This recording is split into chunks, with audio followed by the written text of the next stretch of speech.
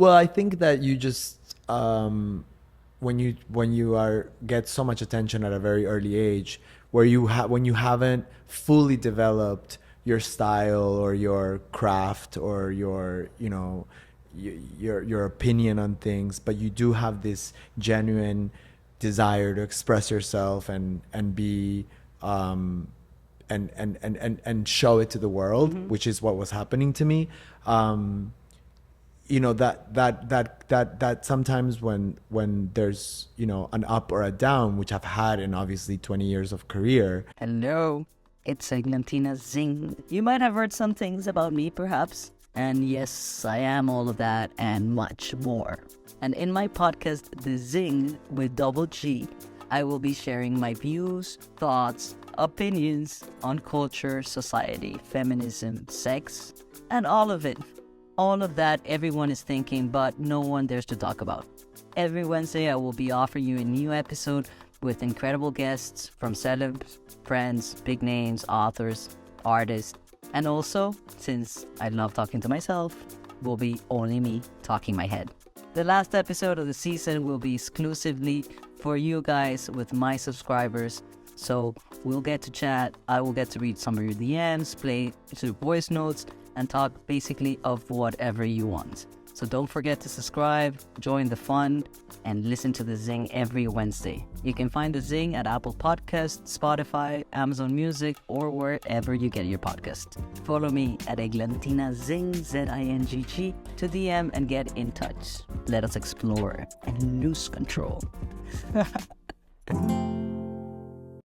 Welcome to The Zing, this new episode, The Zing with double G. Bienvenidos a The Zing con doble G. How should we do? English or Spanish? We have a big audience in Spanish, we have a big audience in English, and I have a guest today that is bilingual, trilingual, because he will try anything for sex. But I really appreciate that all you guys have made The Zing your favorite podcast, and some of you say in Spanish, some of you say in English. So this conversation today with a person who is native Colombian but has grown up in the US, just as me, we're going to be mixing a little bit of both languages, and you're going to have subtitles. But I think it works for all of us. So I hope you enjoy this conversation. And if you find any value on it, share it, give it some hearts, some love. And because by that, you help us creating much more of this space for conversations like the ones we have at The Zing. My guest today is one of the biggest world acclaimed name in the fashion industry. He is an artist, a creator. He has been in the Oprah show. He has dressed the biggest celebrities, Cindy Crawford, Lenny Kravitz, you name it, Beyonce, Ashanti, myself. He has presented his collections and he expressed his creativity in the biggest runways in Paris, in New York, in Miami, in Milan, in London. And the world is his oyster. He has collaborated and he is responsible for the Miami City Ballet, for the New York City Ballet. He has collaborated with Desigual, J Balvin, and many others. So I can go on and on making an introduction, but we want to hear from the man himself. So welcome to The Zing, Esteban Cortázar. Thank you. Hello, everybody, and thank you, Eglan, for inviting me to be a part of this. No, come on. It's a pleasure. It's an honor. And really, it's an honor to call you my friend because we go back. We do go back. We have known each other for many years. Many years. Let's not count. And Let's we're not both count. Taurus. We celebrate We our both birthdays. started quite young, so we continue to, And in this city, in Miami, now you live in Paris, in Cartagena, in Colombia, in LA, in Ibiza, but like all over the place. But what does Miami means to you?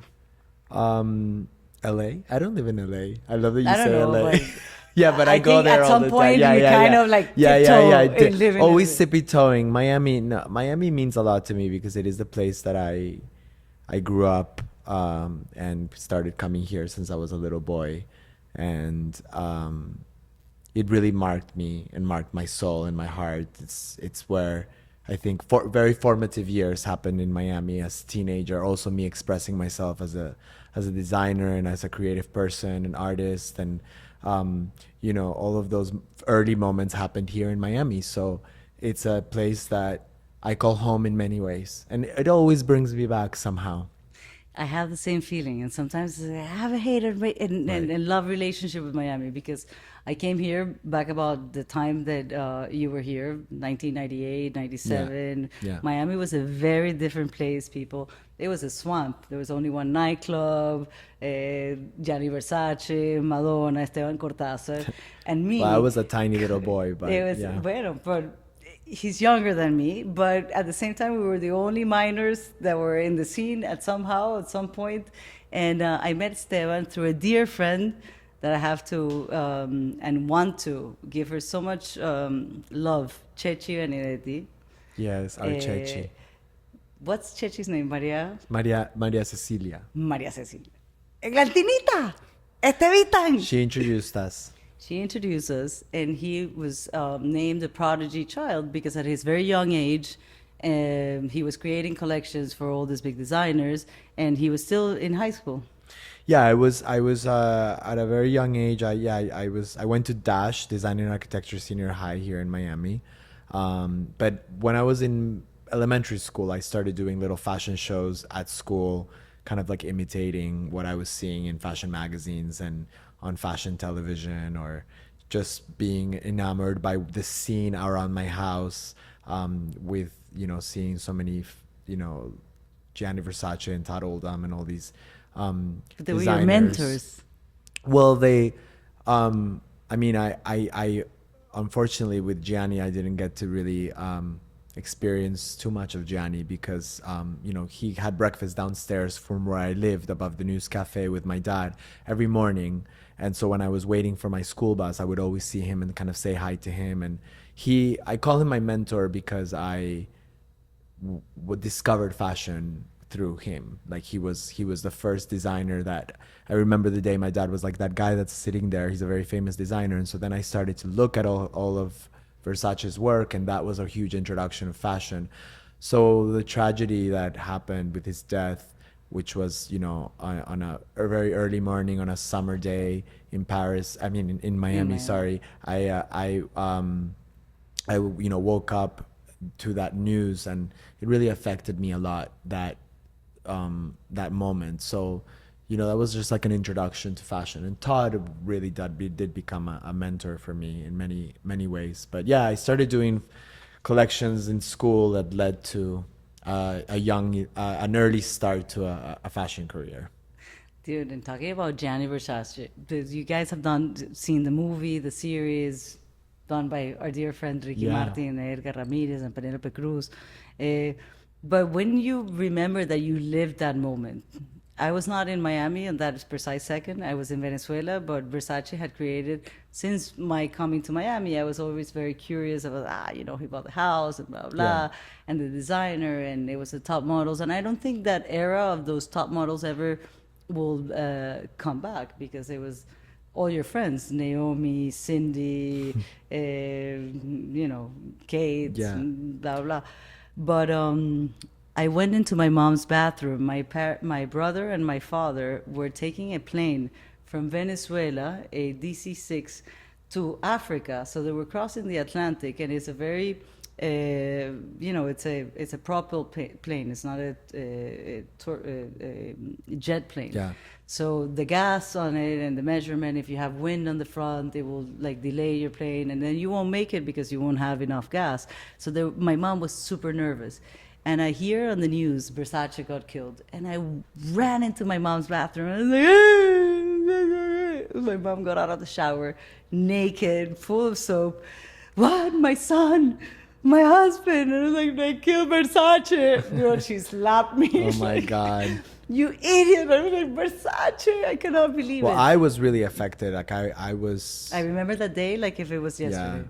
Well, I lived right there, so it happened. So I wasn't only affected by the fact that had happened, but I was also affected by the fact that there had been such a violent act on my block where I lived. Yeah. You know, that had never really happened there before, except, you know, in like Crazy Scarface stuff. time, you know. Oye, qué carfe, qué You know, macarne, like qué that was just that was there was a different moment of Miami at that time. So I think that brought a lot of, attention to Miami also. Uh but yeah, anyway, but it was a very much part of my beginnings in fashion, and it was a huge introduction to fashion, and in the best possible way, because I was able to witness really beautiful things just right across the street from my house. And when he's saying this kid was around 12, 13 years Yeah, so old. that was around, yeah, like 11 and 12, 10, 11, 12 years old. And he started to create his collections, and then in a matter of seconds, I don't know how really, but I will tell you, but like I just know Esteban coming out in the Oprah show, being in the covers of the magazines, doing runway shows, having all the celebrities, and in the middle of all this humongous stardom, at such a young age, I know. how do you navigate through it? Now, No, no, no. At that at time, that how do you time, think you navigate through it? well, it's Like interesting to think about how I navigate, like navigated. how I navigated through that time, and also the perspective I have on it now, because um, at that time I was just having so much just fun, and there was such a lack of, I didn't really feel any pressure, and I just was, I was having it was very spontaneous, everything that happened. It wasn't like it was planned, or I didn't have, stage parents that were pushing me to like be a prodigy kid, or I had two bohemian, lovely parents that gave me a lot of love and support and push to do whatever I wanted to do to express myself. So that was already something that was great. But um, I was I wanted to be an actor before wanting to be a designer. So I wanted to be a performer of somehow I wanted to be on a stage, or I wanted to be in a film, or I wanted all of that as a little boy. And then I discovered that fashion was something that really moved me. So I was already very comfortable with like cameras and like lights and microphones and things that I liked since I was a little boy, because my mom was a jazz singer when I was little. Then she started doing, other things, and she went into other worlds, but she always had a very big affinity with music. And so I had all these things that influenced me, of why I was able to kind of navigate towards having attention at an early age. But, there's ups and downs to that. So, Which are? well, I think that you just when you are get so much attention at a very early age, where when you haven't fully developed your style or your craft or your your opinion on things, but you do have this genuine desire to express yourself and be and show it to the world, which is what was happening to me. That sometimes when there's an up or a down, which I've had in obviously 20 years of career, it's hard, because you're not prepared. No one prepares you for that the way that attention comes. It can go, then it can come again, it can go. And I mean, like you've also been doing this for a while, so when when you grow up kind of with like opinions from the public eye in some sort of way. Like I started having reviews for my shows and my collections since I'm 17 years old. People judging it, saying whether it's good, it's bad, it could have been better, or it's excellent, or I had that kind of thing. So it helped me also like realize that I'm never gonna please everybody, for example. Like I'm always going to, it's just so good to just do you, because you're never going to please everybody. That I learned from an early age, and that's a nice perspective to have now, because I don't really care as much anymore, where I used to care a lot. I used to care a lot what people would say or think, or like we all do in many ways, but having it from an early age. And I'm also very thankful that I never got really into like, I've always, I as at that time I was going to clubs since I was like 13, full on with like tables and bottles and this, but I never drank. I never really got myself into a dark place. I never did drugs as a teenager. All that stuff came later. Like it was like as an adult, like being more responsible. Like I wasn't in a dark hole that many times child stars can go into when they get attention too young and then they can't stand up to the plate as quickly as people want them to. So that has been a great learning experience for me. Yes, and I love the way that that you're expressing it because it's. I remember Esteban at a very young age. We're both, and both had that sensation of being attended by an incredible public, either were there for positive or for negative. Uh, but you know, and how to navigate it because, as you said, you were trying to develop your create yourself. But Yeah. you're also your creator. You're building your brand, you're building a business, and at the same time you're trying to develop who the fuck you are. Yeah. So then at the moment, did you ever felt that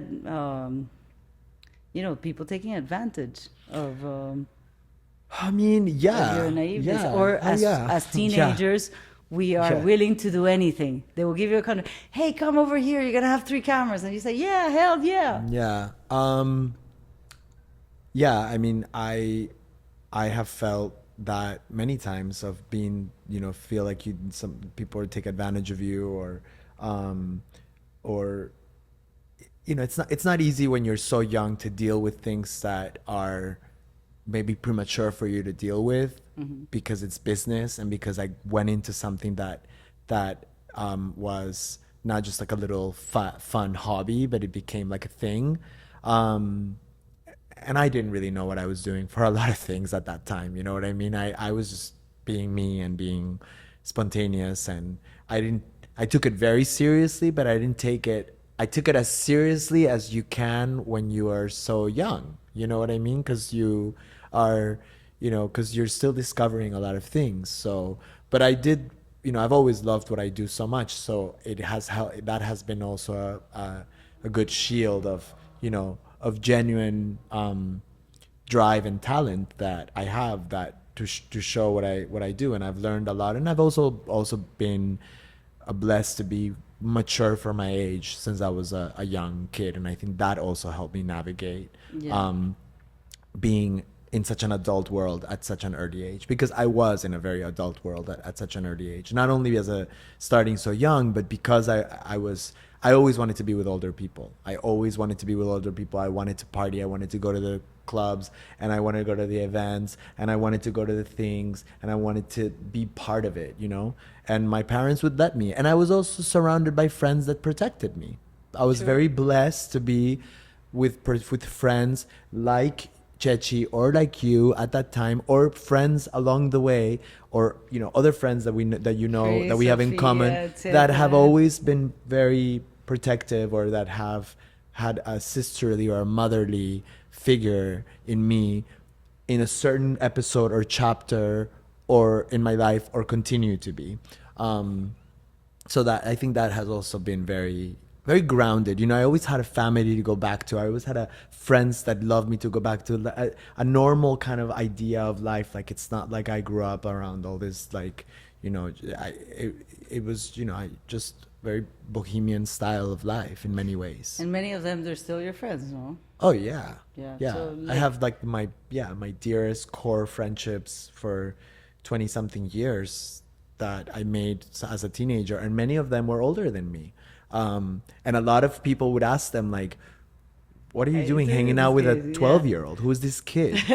And they were all like, but he's like my friend, because it wasn't like I was being babysat. It was like a real So friendship. you always had conversations and creativity and Yeah. ideas that it will connect with other people. Yeah. And I think that love and the respect you have not only got because it was a cool thing, but you have gained that respect through your consistency, through your Right. work. And Well, I've also Okay. done it through, it's been through the years. And I think Paris really has been your city. like my biggest kind of the place where I was able to polish my eye, polish my craft, really learn what I was doing to do what I set out to do as a young kid. I think Paris really like gave me that push, So how's this kid from Bogota, Colombia, arrives to Miami? He's a prodigy child.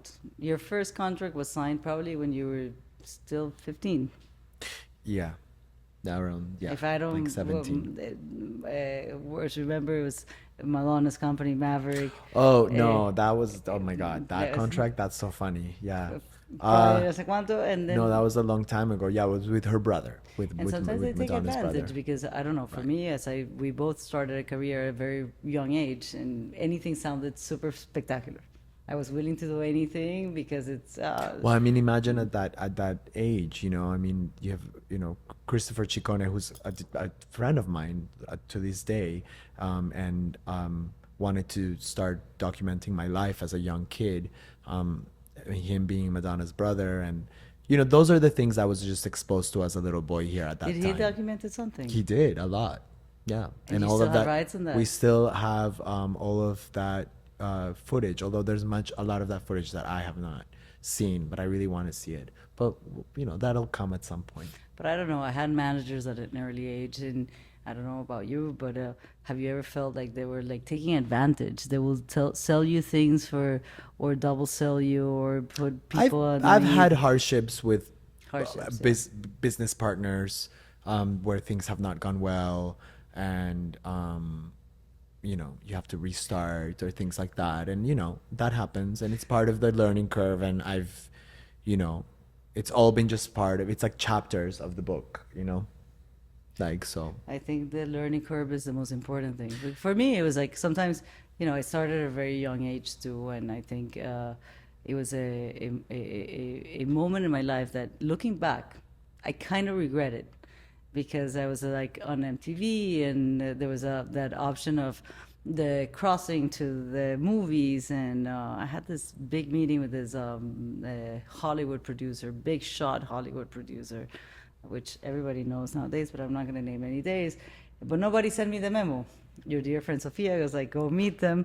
But nobody showed me the memo that meeting this person, going to this casting, meant that the currency that we were exchanging was kind of body currency. And at my 22 years old, I thought like, dude, are you kidding me? Right. Never gonna work. And actually, they made my life miserable. 20 years after, I still have emails, my things blocked, and I felt so disappointed with the fact. But if I look back, I regret the fact that I should have, you know, maybe that tiny little penis, after everything that I've gone through in my life, I should have given a little. Marico, hubiera salido de eso. Right. Maybe another story will be here. Oh my God. But Well, then I at the mean, end, what is fame? You know, is it Right. like, is it just having a success? I think integrity is so important, and Inte- I've always. So otherwise, you have demons that follow you for the I, rest of your I life. like to have my integrity in place of however I feel, my instinct, my heart. It's But sometimes that's when my I values. drink 3 tequilas, I go like, damn, I I hear you. should I have. know, I know, I It would know. have been just Yeah. a little moment. But then that brings other things, right? So that brings Sure. other things that you will feel later, or like, you know. Yeah, so demons and complicated, things and- complicated. But because they have the idea of success, and success means that you are at this point. But success can also be being able to be true and having that integrity to whatever. And you have explore so many other branches of what a fashion designer you have taken it into as an artist, as a creator, that sometimes is not very much understood in a common world that everybody has a massive fashion, but mierda, o sea, doing the New York City Ballet, the designs for Yeah. the Oscars, I mean, I love doing projects performances. like that, because they expand my creative muscles into other avenues that I love to explore. And like I said earlier, like I wanted to be like more of a showman, performer. I wanted to be on Broadway. I mean, I had a lot of these types of thoughts as a little boy. So doing a ballet for Miami City Ballet or for New York City Ballet, or doing a performance piece for stage, has always been something that I love. I just like doing not just that. I like doing different things. So that's why I kind of, in the past few years, I have left the fashion calendar a little bit on the side for now, and focused on collaborations or special projects, of all kinds that can allow me to be more of a creative person and an artist, and not just a designer that's making clothes to sell and to put on a runway. Like I love all of that, but I have done it for a while, and there's a lot of difficulties in that business. I mean, it's an industry that's tough. So after so long, like I was like really like figuring out like what is it that I want, and there was a lot of things I felt like I was not exploring in my creativity, which is why I started doing projects like this. And because also I didn't look for them; they started coming to me. So I was like, okay, It's why is this mostly- coming to me? Why am I being brought back to Miami in such a nice way all of a sudden? Why am I, like reconnecting a lot with my roots and where I come from, but not leaving behind the last 15 years of my life in France, in Paris, and integrating things more and mixing things more and not being afraid of that. And like, I really don't like this idea that you have to put yourself in a box and define yourself in an aesthetic and stick to that. And when you do that, when you have a brand, in a way you kind of taught that that's how you do it. You bring your DNA into place, and then that's the world, and that's what it continues to be. In the way I'm doing it now, I can kind of navigate all kinds of different ways of doing a project based on what I'm being influenced at the moment by, or by whatever personal connection I have with the project that I want to bring to the table. So it just gives me more freedom to work this way. Before, it was like very much in a bubble of like high fashion, and I love that. But I love other things a lot as well. So I mean, it sounds amazing. I do after that experience, I never wanted to do anything with the entertainment industry, and then I went all sumergida in Right. the world of social impact, and I created my foundation. And I went to work with the United Nations Right. and I all the remember. vulnerable communities, and now the liberty of that freedom of having platforms of technology that helps you to create this communication. As Oprah interview you, Oprah is a dear supporter of Goleadoras, and she always tell me, Eglantina, what is your purpose? And I was like, the girls in the field. And she's like, no, it's your voice, is the way you touch people's heart. And during the pandemic, I understood, and I was able to heal all that idea of, I don't want to be defined in a box. Neither do I have to, because I don't think a definition will make you. You're in constant evolution, and that's what I really appreciate of your work. and you You're- talk about this a lot in your I do, because I've I heard think you people talk about sometimes this. are so subjected to the recipe. Right. And people like you that have gone ups and downs and brought, and the creation and the creativity is always there, and you find other branches to explore, to expand Right. your nature. But most people define success about having some stability, of having some money, Right. and whatever you have to do for that is whatever you have to do. You are an adventurous, you are a wild animal, and to Yeah. be able to say it so freely, that takes some guts. Oh, I Because really it- I really don't care anymore. I really like to talk about it because I want to inspire other people to live that because way. sometimes exactly. So that's Yeah. Do not be afraid, because I can't be the only one that feels that way, and I'm sure a lot of other people in my industry sometimes feel that way and have a struggle with it. And sometimes you have to just run a certain run to then get there. Exactly. I don't think I would have not had this conversation with you 5 years ago. no, And, neither I was on that place, and I don't think neither you're on that place. No. But And that's I never okay. even had a podcast. Right, 2 years right, ago, I started right. because I insisted, and this is made out of love, and I truly thank everybody for loving it and liking it. I think that Because it's honest, man. Life has changed, world has changed. We're also living in a very, very complicated world right now, and in somewhat very dark, like situations that are taking place. And I feel like there's already so much fear that exists in us, so much that these are fears that should come easy to kind of just like resolve and explore and just take risks, because it's already difficult out there. So it just made me feel happier to make those choices. And it was scary and it was risky, and it continues to be risky and it continues to be scary. And I'm happy doing it, you know. Sometimes I can feel a bit more lost. Other times I feel very confident about what I'm gonna do next, because when you do a lot of different projects and things, you know, it's not like what you're talking about, like that this is this stable So you thing. have a Like I'm, script. you know, I do have, you know, there are projects that of course have more of like that stability of like, you know, they run for a long period of time, or it's something that, but, or like I come to Miami and then I go to Colombia and then I'm going back to Paris and then I come back to wherever, and that's my life right now. And so then there's like sometimes a lack of like feeling like where's home. But you know, like I start to not, then you put all this pressure on yourself to have to figure out that you have to have it figured out, or that you have to have the answers to everything right away, because that's how everybody makes you feel. Or not everybody, but just like Most life, of the people. society in general makes you feel like that's the way to do it, the famous recipe that you just said. And then you realize like, no, it's not. I And can I, design my own thing right. and You know, pave it's my own fine. track and Yeah. design my Yeah. own And I've had it home. figured. I mean, I've had it, I guess, so, I thought I've had it figured out since I was such a teenager.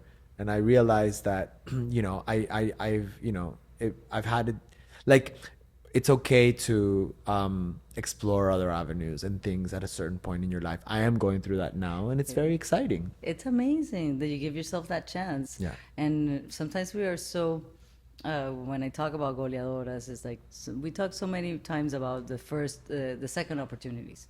But to give somebody the first opportunity, to give them a platform that they can learn, and it's not only about the foundation, but um, we're so afraid to try something different because of the fear of failure.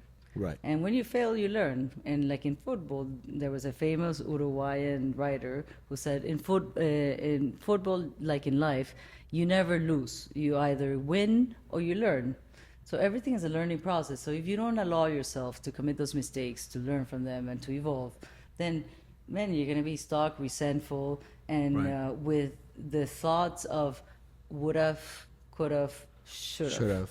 Yeah. And that's a very sad position to be in. Yeah. So when you have those guts to liberate yourself, to give yourself the freedom to create, to love, and I think we share that since a very young age. And my life has been a roller coaster in many angles, but uh, I'm super. If I yesterday, the other day, it was my birthday, and I was thinking about it, and I'm just so grateful because everything that I've done it with my heart, everything I've learned, and the people that I have nurtured to get to meet from all different sectors in life, for the opportunities that I have had to travel, and this opportunity to be able to connect with so many people that find some kind of value in these conversations because they're feeling the same trap of a society, of a cultural idea of being perfect, of this Yeah. pressure of doing well, of being the best sister, the best brother, of getting married, Well, of having also just this kids. idea of competition, you know, I think we also we tend to also have this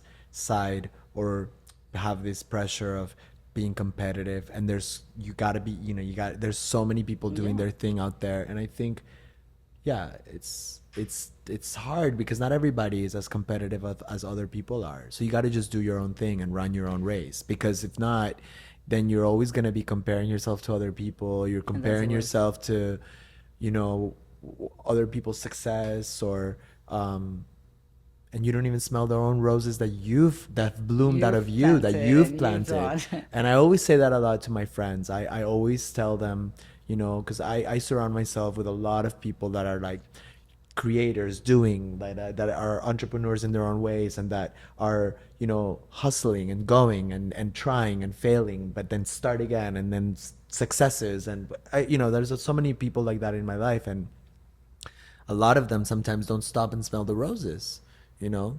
You We got to always, stop and smell the roses sometimes that have bloomed, just, you know, and that's already a huge thing.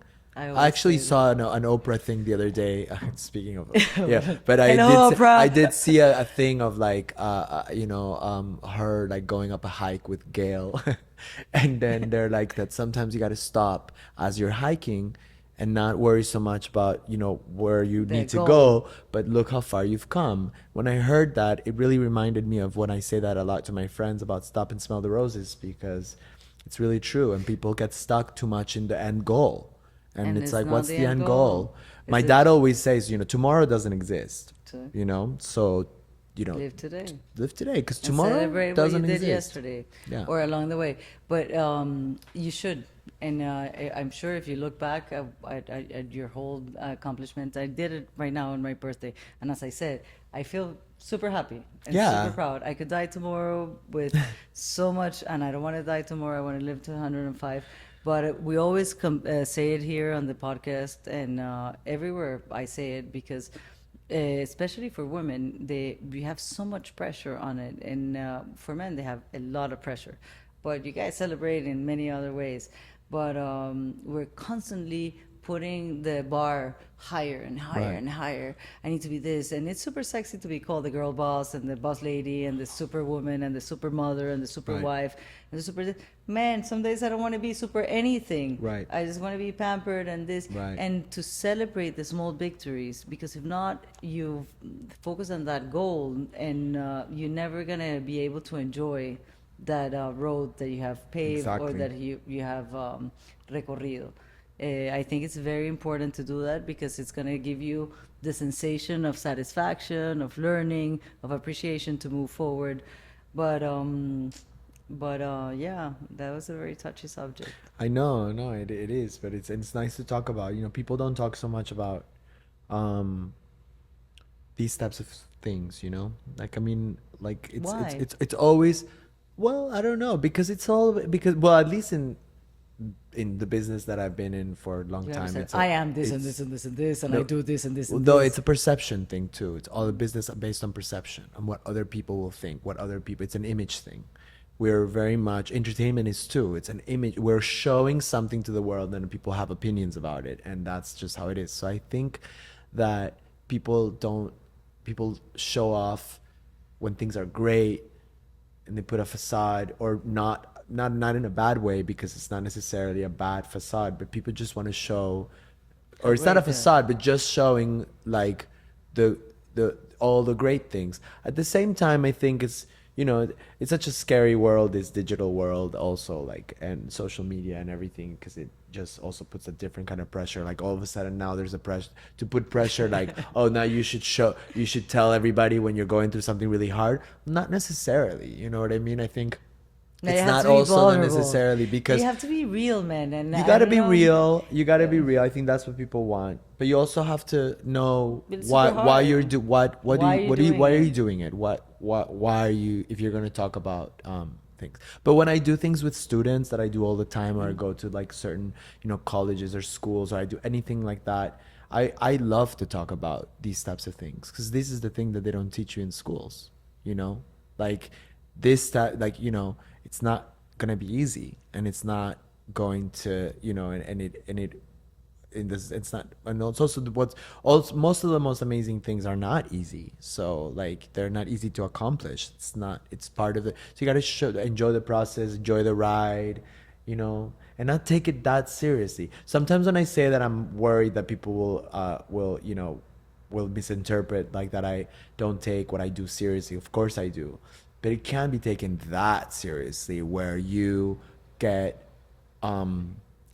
like, where you put a cloud over your own well-being, or the well-being of your loved ones, or your personal values and well-being about what you want in your life. Like, you know, that I don't like that so much. So you have to See, be we're careful. not having rockets in space or anything. We're not the president of the world. So sometimes it's like, Right. you have to send me an email. And Well, I it's was just like, fashion, you know, for me Yeah. at least. It's really just, you know, it's I something that's mean- meant to be enjoyable, and I like having fun while I work. I like collaborating with people.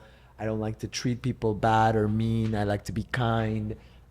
You know, I can be tough, but I like to, you know, I like a nice environment to work in, and project that. And I think that, you know, it's cool to be kind, and it's nice to be, you know, and and when you go that fast and you're going in that velocity like that I was going before, you know, it's harder. It's harder to be that As you way. say, it's a fashion calendar. It burns you. You Yeah, have it to can burn create you. 3,000 collections for this. He was a creative the director for Ungaro for a bit, for a moment, and Yeah. I would have killed anybody because then they put Lindsay Lohan as a I creative know. They director. were kind of ahead of their time though, because that's kind of the way that things have gotten at this point. That So, is how the do you way think that. about fashion when you started to what now it is?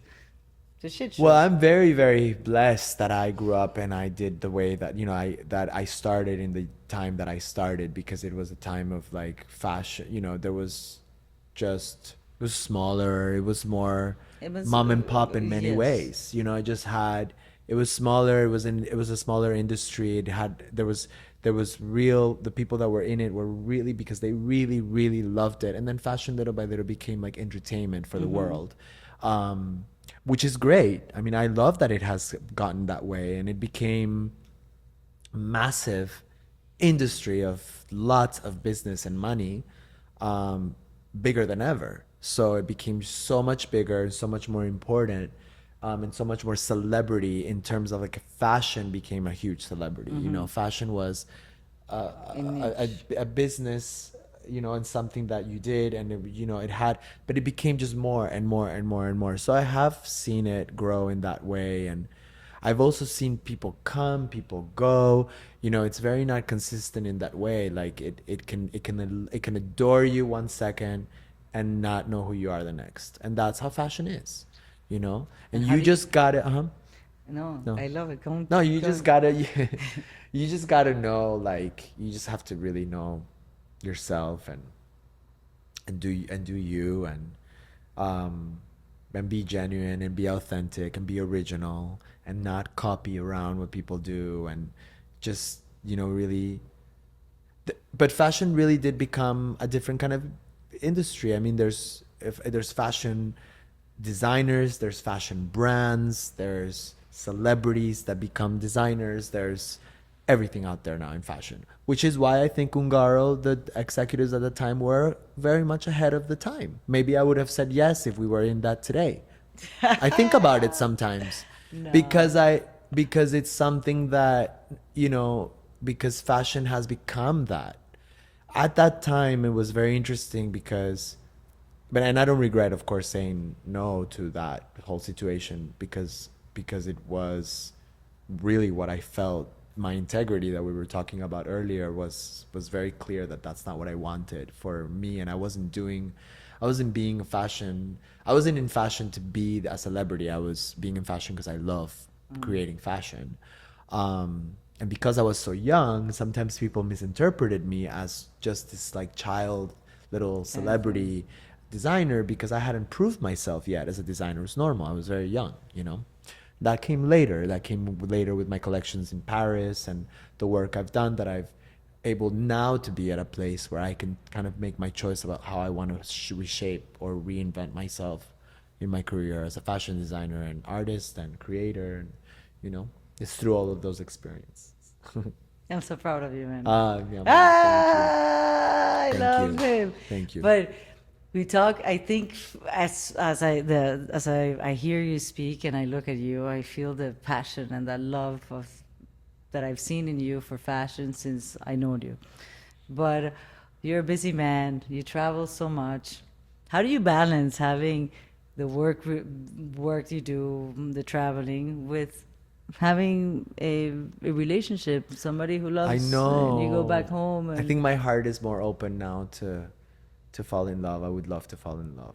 I think maybe I was just too like work for a while, and friends, lots of friends. I love friends. You know, like friends are friends in my life. Like through different chapters, through different cities, through different places, experiences, work friend. I really cherish my friendships, and I try to nurture them, and I try to invest into them as much as I can. And my mom always makes fun of me because she always says like, "Oh my God, you have too many friends," or "You're always like so friendly." But I am, you know, and it's something I really do love. But a lot of times I put a lot of, you know, time in that and time in my work, and then maybe I put aside a little bit of like meeting somebody that can go a little bit deeper than more than a friend. So let's see. You know, I don't know how to answer the question of how I balance it because clearly I don't balance it. Ay, we're gonna fix that here at the Zing. Esteban Cortázar. So I'm single and available. No, I'm He's kidding. single, trilingual, and ready to mingle. Call me up, DM me because I'm looking for my third spot so I can go out to heaven. Oh my God. Gracias. No, I think sometimes you have to just be open and yeah. And he's traveling all around the world, and now he has an exciting project that's coming up, which is Yeah, well, talking about diversity in projects because it's like I try to do so many. So, you know, I'm going from like one world of doing the costumes for the Miami City Ballet to a capsule collection collaboration that's been in the works for a bit with the Paris Saint-Germain, with the soccer team Paris Saint-Germain. Goal. And the next one's going to be Goleadoras. Yes. But I think they all have this great communication about art, music, fashion. Well, there's and always a football. common thread of, yeah, my love for movement and color and Latin heat and dance and music and Where can we find that collection? It's coming out. it's when? going to it comes out on May 4th and it's exclusive on psg.com and selected PSG stores around the world like LA, Tokyo, Paris, one opening here in Miami. So We're gonna get PSG by Esteban Cortázar. Yeah, and soon super enough, we're exciting. gonna get Goleadoras.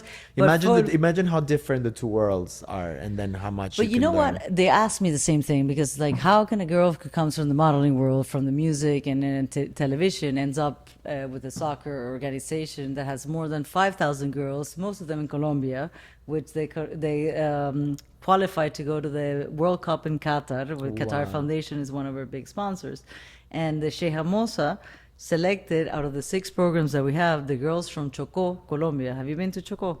I've never been to So Choco. Chocó is a magical No, place. I know. But it's a place with a lot of challenges, man. I know. And 10 of these girls have never been on a plane, have never left their distrito, municipio.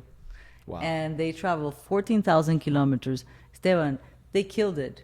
Not only raising their voice with so much Afro-American girls playing soccer. They met 36 other teams from all over the world. They express and exchange challenges, ideas, solutions. They were able to speak in front of 300 media, international media, came out in Al Jazeera all over the place, were able to show their folklore with a dance from Chocó with an original musician and their folkloric dance. You die. These girls graduated a few days ago, and you see the change. I thought I was going to change their lives, and ultimately they ended up changing my life with the humility, with the appreciation, with the will, with the dream, with the hope of What a lovely project. wanting to do. But I don't do any. I show them how to fish. They just get empowered, and I give them opportunities and platforms and a hand to not just come in a program for a year, but to continue in excelling in different sectors. Either it's by continuing education, technology, opportunities that can enhance them, and they become agents of change. Right. Now I have a multiplying group of 10 girls, and now I have 200 girls that want to be part of a program. And little by little, I That's started 13 incredible. years ago, and nobody will give a chance for girls playing soccer or for a non-for-profit. And The soccer is, PSG has a women's soccer team. but it's not a soccer is not our ends mean. Soccer is just an excuse. Right. Through soccer, we break the stereotypes of Right. what girls can do and cannot do. Right. Through soccer, we teach them through the intuitive form of the game, Mm-hmm. a healthy competition, the benefits that you have in your health and in your body, but sorority, teamwork. Right. Each one of them have a position, so each one of them have an ability or something that they bring in together as a team, so they have a self of belonging. And in any case, the results or the KPIs or the measurements of impact have been incredible. It's a low cost. I can go on and talk about goleadoras, but you have to see them. I invite you to come to the Nike Cup I would love. in Bogota. When is that? And But what was it? It's on the 24th of June. We're having the Goleadoras World Cup that we partner with Nike. Oh my God, I'm in Bogota. So please come. So you're gonna be in Yes, Bogota yes, at the end of June? Yes, I'm gonna be 24th there. 24th of June is our World That's Cup. amazing. So come. I We have happen to be We there. have teams coming from Ecuador, from Panama.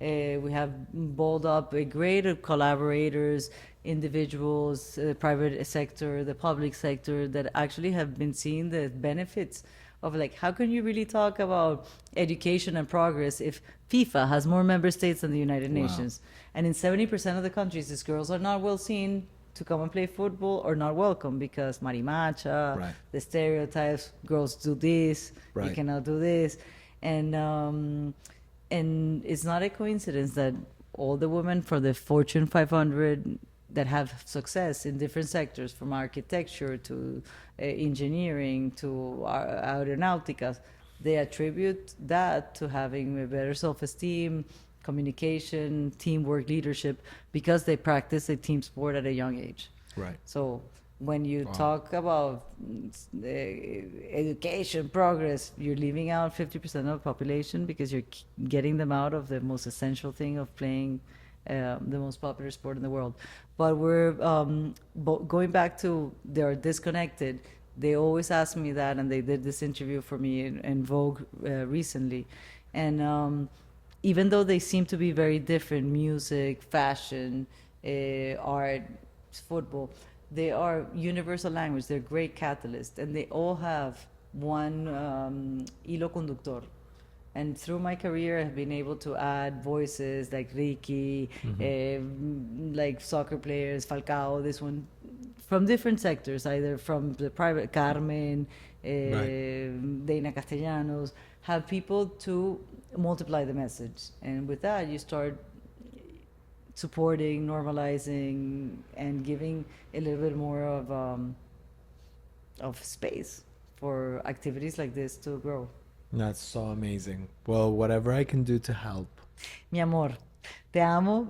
Bendiciones y locuras. And I can't wait to get the PSG collection and to have a collaboration with Goleadoras and Girls with Balls with Yes. my dearest friend and loving from ever. Since I'm 17, Babe. we jumped together in our birthday parties, and he showed me how to walk the runway. And right now we're going to show you how he showed me how to run. Oh my God, If Buena. to see if I learn anything. I'm not sure if I still Oh walk my the runway, God. but we've walked the world together. Thank you, everybody. Esteban, Thank you. gracias. Thank you for Gracias having me. being Thank here you, at the Eglan. Zing. Check it out. Stay tuned. Besos. Ciao.